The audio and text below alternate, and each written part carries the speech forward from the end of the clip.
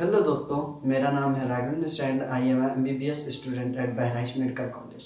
सो आज इस वीडियो में हम बात करने वाले हैं कि आप केमिस्ट्री में इन लास्ट 4 मंथ्स में कैसे बेस्ट प्रिपरेशन करके केमिस्ट्री में सिर्फ 160 आउट ऑफ 180 ला सकते हैं या फिर इससे भी ज़्यादा, और नीट 2021 में अच्छा नंबर ला के अच्छी रैंक सिक्योर कर सकते हैं। तो हम सभी को पता है कि केमिस्ट्री जो है एक वास्ट सब्जेक्ट है, यानी इसमें 3 सब टॉपिक्स हैं, फिजिकल, इनऑर्गेनिक एंड ऑर्गेनिक। तो हमको डिसाइड करना रहता है कि हम किस पोर्शन को ज़्यादा अच्छे से प्रिपरेशन करें, जो कि 30 to 35 क्वेश्चंस के लिए अटेम्प्ट करते हैं बच्चे। लेकिन जब हम अच्छे रैंक के लिए जाना चाहते हैं तो हमें सभी तीनों पोर्शन को एक साथ पढ़ना पड़ता है, ताकि हम आसानी से 40 plus out of 45 questions correct कर सकें इन नीट। सबसे पहले मैं बात करने वाला हूँ फिजिकल की। हम फिजिकल कैसे पढ़ सकते हैं? फिजिकल पढ़ने का सबसे अच्छा तरीका है, हमको पढ़ना ही है, मतलब याद करना है। क्या? फॉर्मूलेज हमको टिप पे होने चाहिए अपने माइंड में। जैसे ही क्वेश्चन देखा, हमने फॉर्मूला यूज़ कर लिया, और हमें ये पता होना चाहिए कि कौन से क्वेश्चन में कौन सा फॉर्मूला हम पुट करने जा रहे हैं। इसके लिए सबसे बेसिक मेथड है, और मैं भी यूज़ करता था, कि फॉर्मूले रखना सबसे बेस्ट है। बार बार कॉपी पे लिखिए हर एक चैप्टर के फॉर्मूले। एग्जांपल देता हूँ सॉल्यूशन का, इलेक्ट्रोकेमिस्ट्री, सॉलिड स्टेट या फिर एटॉमिक स्ट्रक्चर, कोई भी चैप्टर हो। और सबसे बड़ा क्वेश्चन जिसमें से आता है और हम लोग को छूट जाता है, और सबसे टफ क्वेश्चन जो है वो equilibrium, ionic equilibrium and chemical equilibrium. Both comprises around 3 to 4 questions alone by these 2 topics, और ये सबसे कठिन चैप्टर है। और इसके बाद आता है इलेक्ट्रोकेमिस्ट्री वगैरह। तो इलेक्ट्रोकेमिस्ट्री में आप ध्यान देना, हर बार का ये फॉलो है नीट वालों का, कि ये सिर्फ फॉर्मूला बेस्ड रहेंगे, कि आप क्वेश्चन लगाओ, फॉर्मूला पुट करो, खट से क्वेश्चन हो जाएगा। तो ये सिंपल सा टेक्निक है कि हमको सिर्फ और सिर्फ फॉर्मूले याद करने हैं। एनसीईआरटी की रीडिंग हम लगा सकते हैं फिजिकल में भी, वो भी 12th के सभी चैप्टर्स की, 11th के कुछ चैप्टर्स को छोड़ के, जैसे इक्विलिब्रियम एनसीईआरटी पढ़ने से कोई फ़ायदा नहीं है। बट हमको इस बात का भी ध्यान देना है कि जो रिवाइज सिलेबस है उसका भी क्या करना है, क्योंकि अभी तक एनटीए ने कोई भी ऑफिशियल नोटिफिकेशन नहीं दिया। हमारे पोखरियाल साहब ने तो दिया है कि हम सिलेबस रिड्यूस करने जा रहे हैं, बट एनटीए ने कोई नोटिस नहीं दिया है कि हम रिड्यूस कर रहे हैं कि नहीं। तो हमें अभी पूरा सिलेबस कवर करना है, ये नहीं कि माथा छोड़ दिए, अगर लास्ट में ऐड हो गया तो हमें तो दिक्कत हो जाएगा ना। तो इस समय हमको पूरा पढ़ना है। फिजिकल 2 ही 3 टेक्निक है। पहला, फॉर्मूले रटो, एनसीईआरटी पढ़ो, ज़्यादा से ज़्यादा क्वेश्चन प्रैक्टिस करो। और मैं हमेशा बोलता हूँ, पिछली वीडियो में भी बोला था बायोलॉजी के, कि हमको प्रीवियस ईयर, एग्जाम्पलर, और इसमें जेई मेंस के क्वेश्चन भी, जेई मेंस एंड AIEEE। और हमको याद रखना है कि जो नीट के प्रीवियस ईयर है उसको 2012 के बाद के करने। पहले वाले का सिलेबस अलग है, उसका मूड अलग है, उसका लेवल अलग है, तो हम उसको ना करें तो ज़्यादा अच्छा है, नहीं तो अपना ही नुकसान होगा। तो एनसीईआरटी के questions, exemplar, previous year and JEE के, यहाँ पे कहीं भी बाहर जाने की आवश्यकता नहीं है हमें। मॉड्यूल हम ट्राई कर सकते हैं, अगर ये सफिशिएंट, हम 2 से 3 बार जो क्वेश्चंस हैं इनको हम अगर पूरा लगा लिए तो। उसके अलावा कोई ज़रूरत नहीं है हमें बाहर के क्वेश्चन लगाने की, क्योंकि टाइम बहुत कम है और फिजिकल भी बड़ा है, इसको याद करने में टाइम लगता है।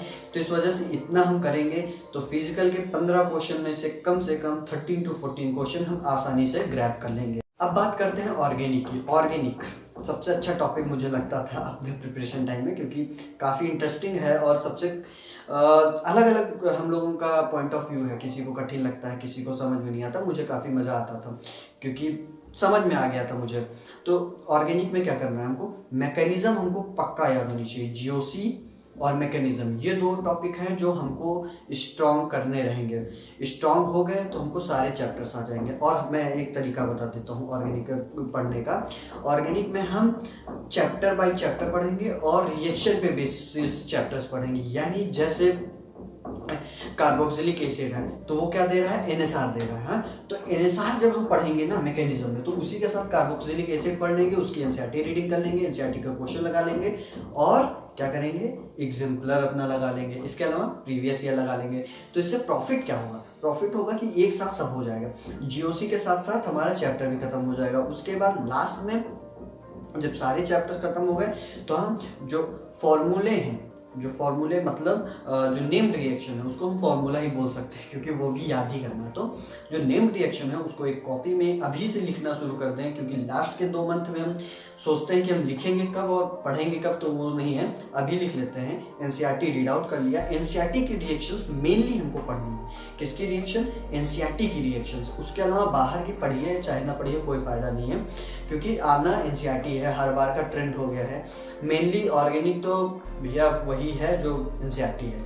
इसके अलावा ये ध्यान रखना है, एनसीईआरटी के इंटेक्स्ट के हर एक क्वेश्चंस को हमको प्रैक्टिस करना है 2 से 3 बार। इसके अलावा एग्जाम्पलर हम लगा लेंगे तो हमारा फुल में फुल आ सकता है ऑर्गेनिक। इतना तो कॉन्फिडेंस आप रखो कि एनसीईआरटी ऑर्गेनिक पढ़ने के बाद, हर एक टॉपिक को पढ़ने के बाद, और जो लास्ट के 2-3 चैप्टर है, अभी तो वही फिर मैं बोलूँगा कि जो पोखरियाल जी ने बोला है कि वो सीबीएसई वाला पैटर्न है तो बायोमोलिक्यूल वगैरह चैप्टर तो नहीं है, लेकिन हमको अभी पढ़ना है, अभी पढ़ना है। लास्ट में होगा नहीं होगा वो देखा जाएगा, क्योंकि जब एनटीए ऑफिशियली बोलेगा ना तब हमको विश्वास करना है। हाँ, तो ऑर्गेनिक में भी यही सिस्टम चलेगा। प्रीवियस ईयर जेईई के क्वेश्चन, एनसीईआरटी रीडिंग मस्ट है। You have to read every line of the NCERT in the organic portion. It is very must to secure 40+ out of 45 in NEET.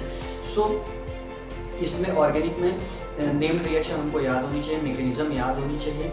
और अगर किसी को organic में कुछ चीज़ें नहीं समझ में आ रही तो वो मुझसे कांटेक्ट कर सकता है, कमेंट सेक्शन में क्वेश्चन कर सकता है, उसका मैं सॉल्यूशन आराम से दे दूंगा। अब लास्ट में बात करते हैं इनऑर्गेनिक की। सबसे बोरिंग चैप्टर मेरे लिए तो ये बोरिंग है, क्योंकि इतना बकवास टॉपिक मतलब मैंने कभी नहीं देखा।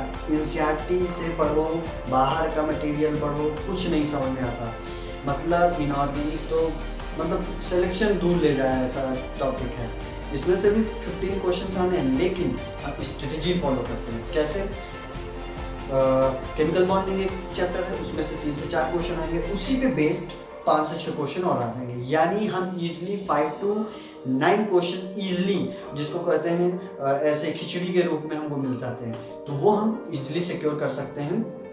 इसके अलावा हमको P block, S block, D block, F block और कोऑर्डिनेशन में नंबर लाने के लिए क्वेश्चन प्रैक्टिस करनी होती है, और एनसीईआरटी के बाहर नहीं पढ़ना होता। ये सबसे बड़ी बात है। इस बार भी देखा होगा सभी ने कि एनसीईआरटी से ही सारे क्वेश्चन थे। 45 में 45 थे।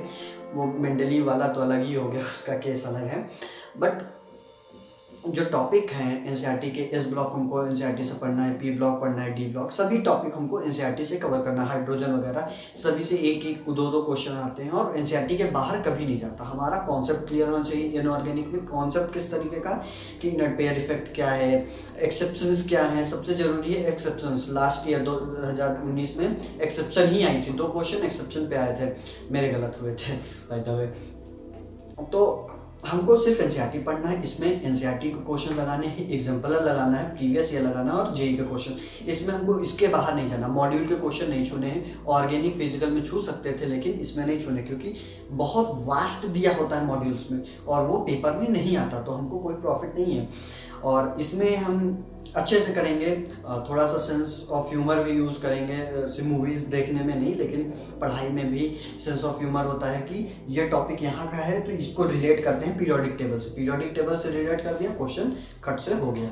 तो हमको ये ध्यान रखना है कि इनऑर्गेनिक को कॉम्प्राइज करना है एनसीईआरटी तक, और एग्जाम्पलर और प्रीवियस ईयर नीट का और जेईई मेंस का और AIEEE का। और मैं हमेशा बोलूँगा कि 2012 के बाद ही लगाओ नीट प्रीवियस ईयर, क्योंकि उससे पहले का कोई फ़ायदा नहीं, चाहे जितना लगा लो कोई फ़ायदा नहीं होने। सो लास्ट में मैं बस इतना कहूँगा, तीनों टॉपिक को एकदम थॉरली पढ़ो। एनसीईआरटी से पढ़ो। केमिस्ट्री सबसे आसान टॉपिक है, हमको 40+ आउट ऑफ 45 हमको लाना मस्ट है, क्योंकि फिजिक्स हमारा वीक पोर्शन हो जाता है। उसको कंपनसेट करने के लिए हमको केमिस्ट्री में ज़्यादा से ज़्यादा नंबर लाने होंगे।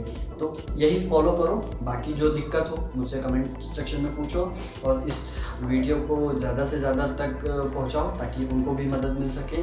And if you have any doubts please mention it in the comment section, so I can respond to that.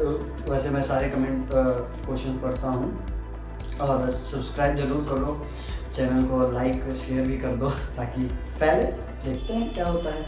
सबको नॉलेज मिलना चाहिए कि प्रिपरेशन कैसे करना है और पेपर अटेम्प्ट कैसे करना है, स्ट्रेटेजी क्या होनी चाहिए, किस सब्जेक्ट में क्या होना चाहिए, सब इस चैनल पे मैं बताऊंगा धीरे धीरे। Thank you.